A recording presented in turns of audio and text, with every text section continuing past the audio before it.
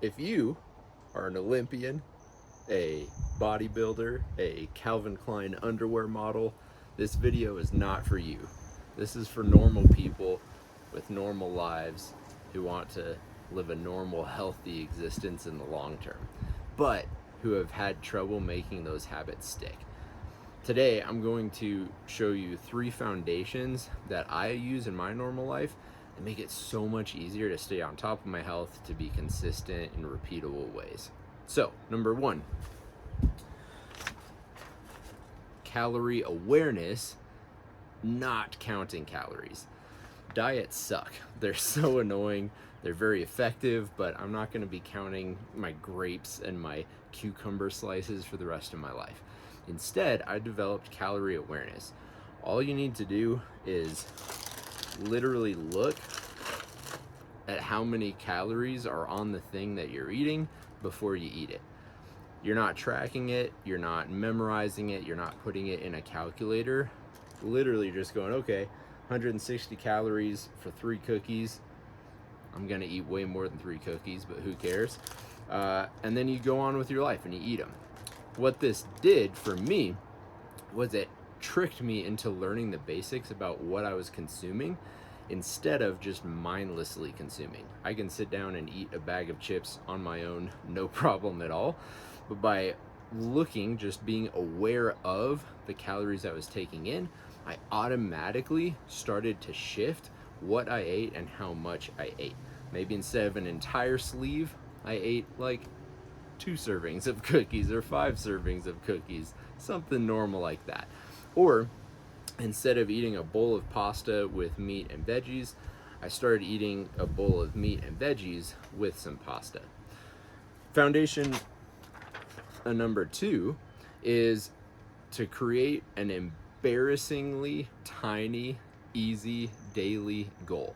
For example, having the goal of going from your door to the street and back every day.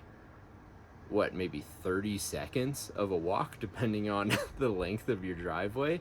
Incredibly easy. That counts as 100% success mark. You're not trying to do 4 miles a day. You're not trying to do even 10 minutes a day. You're trying to go to the road and back. Now, if you want, you can go further. Absolutely. But on those days when you're tired, when you have a cold, when it's 11:30 p.m. at night and you realize that you forgot to accomplish your daily walk, all you have to do is put on your slippers, take 30 seconds to go to the street and back, and that counts. That's a success.